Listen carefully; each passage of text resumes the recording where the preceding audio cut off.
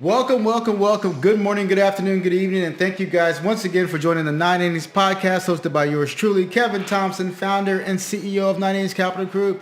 Thank you guys for joining us. As I always say, subscribe to the channel. As I always say, go and get my book, MLB to CFP, live on Apple Books. If you have any questions, comments, or concerns, you can go to our website at www.9inningscapitalgroup.com. You can also email us at 9innings@9icapgroup.com as well. If you want to listen to our podcast via the audio version, just go to iTunes or SoundCloud and type in 9 Innings Capital Group there, or go to our YouTube channel. Look at like you are right now. Go to our YouTube channel and type in 9 Innings Capital Group podcast, and you'll be able to look at our video versions of the podcast. Thank you guys for this. So I hope that's everything. We got everything out of the way. Today we're talking to you about something that's going to be a little bit different than normal. We usually come to you with hard economic facts and topics. Today's going to be a little bit different. Today we went to the search engine, went to the Google, right? And we said, you know what are some of the top 5 search financial topics out there? And that's what we did today. Typed in the top 5 the top Google queries out there, and that's what we're going to talk to you about today. So we're talking about the top 5 Google queries out on social, on the online Google, and we're going to talk to you about those questions today and get those questions answered for you. So stay tuned and let's get it.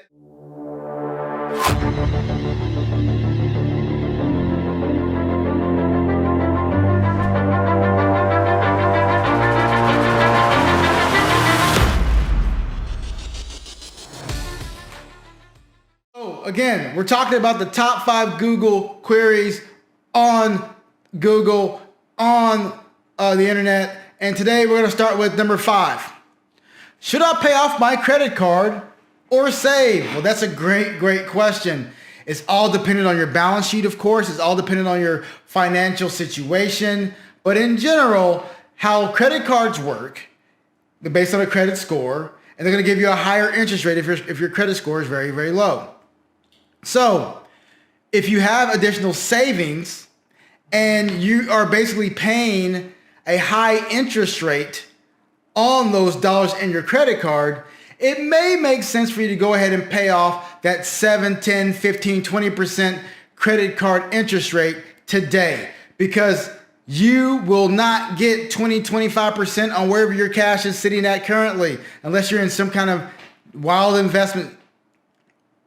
However, those credit card companies charging 15, 20, 25%, that's a hard bogey to outrun. So it usually makes more sense to pay those credit cards off. And once you pay those credit cards off, then you can up your savings. And then if you get into another emergency situation, what most people typically do is they go back onto their credit cards.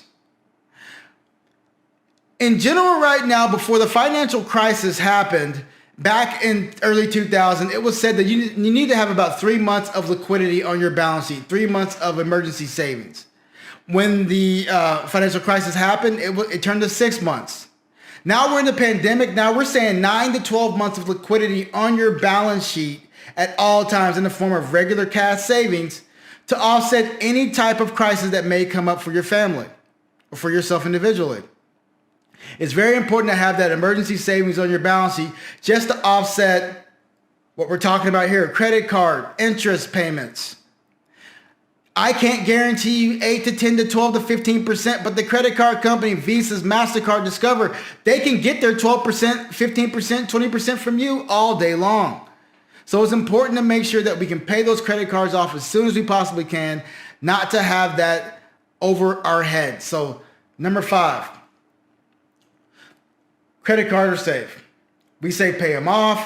We say pay them off as soon as possible. That increases your credit score. Ultimately, you higher the credit score, the higher the credit limits. And of course, when you get into a disastrously or a significant situation where you need to go on the credit card, the money's there for you. Number 4, how can I pay for college without going broke? Here's one for you. You can't. No, I'm just kidding with you. The reality is, college costs have been outweighing wages and inflation for a long, long time. So to pay for college without going broke depends on your balance sheet, like I always say. If you have any questions, contact us at 980s Capital Group. We can walk through your balance sheet and walk you through on how to pay for college the most efficient way. But for most individuals, just doing a regular savings into a 529 or something to that effect may be the best opportunity there. For most people, maybe not going to college, maybe going to community college for 2 years to offset some of that cost may be the best opportunity there. So it just depends on your current situation. All I can say is college cost, the cost of college has outweighed not only wages, but inflation and all different other aspects of price increases for a long time. So it's been very difficult for people to pay for college without going broke. I've seen clients in the past who decided to forego their own personal lives to pay for their kids' schooling. I'm not for or against that. My job is just to educate you on why that may or may not be the best interest for you. Number 3, how much house can I afford? We always say there's a debt to income ratio when you buy a home, right? A realtor, real estate agent may try to sell you a larger house than you can possibly afford based on the numbers that they currently have. We say 15 to 20% of your gross income should be going towards your house and not a penny more. So if you make $100,000 a year, 15% of that gross income, your house should not make up more than that 15%.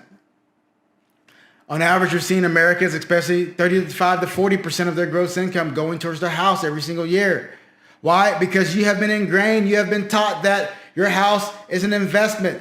No, your house is not an investment. Your house is a place where you live.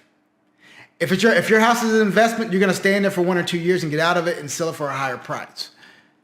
But I've said on my podcast previously, if you live in your house for a 15-year, 20-year period, you're not breaking even. You're losing money. All of the maintenance, all of the costs, all of the upgrade, all the taxes, all those things you put into your house basically give you a negative rate of return on your house over a longer period of time. They say on average you get about 4% on your rate of return on your house. Yeah. After a long period of time, 4%, which is going to be not net of anything, not net of your cost. If you're just talking about what you buy the house for and what you sell the house for in the future, 4% may be that number. But in reality, that number is much, much lower when you start factoring in all of the additional cost. So 5, credit card or save. 4, college or go broke.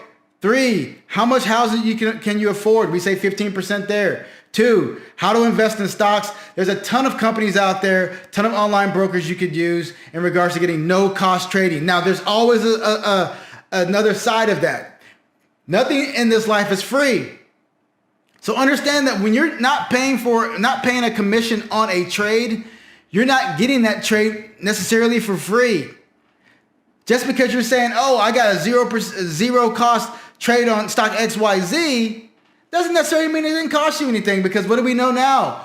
Payment for order flow. What do we know now? There's market makers that are buying and selling and putting you in different markets to get a cut of that spread. So you're not trading for free, although you weren't charged on the front end. You may have thought you bought that stock for 30. Yeah, I put that stock limit trade in for 30.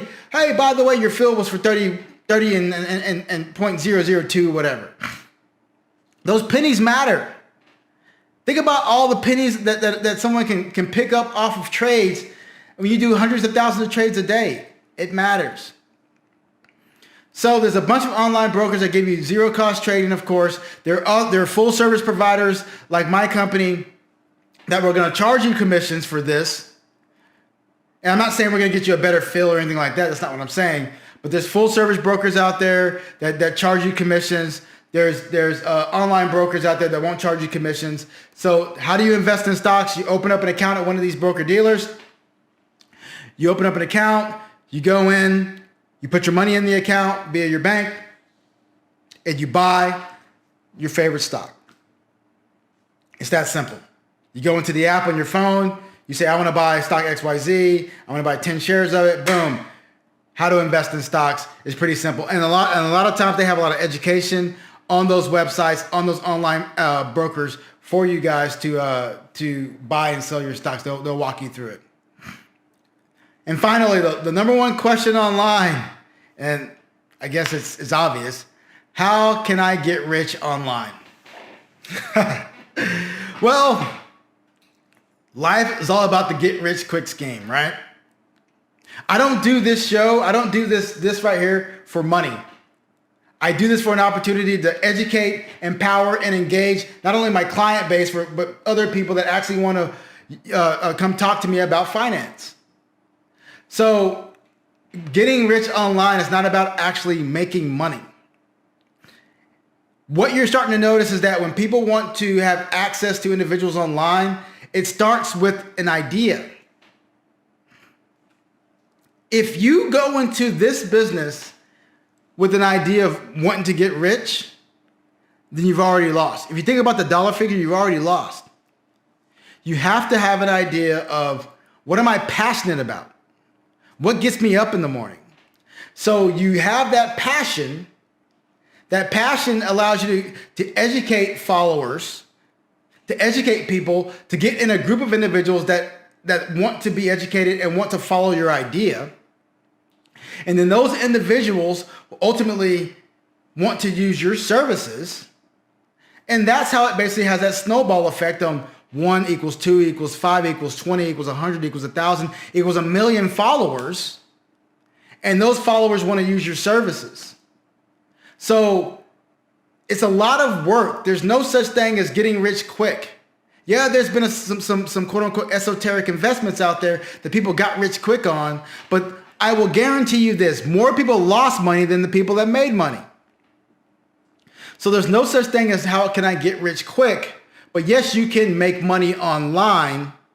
You just have to do it the right way. And it all starts with one thing, an idea, a passionate idea. And my idea is to give my audience the ability and access to education and financial information, to educate and empower and engage. So those are our top 5 queries of Google. We started with paying off credit card debt or save. The next one was paying for college without going broke.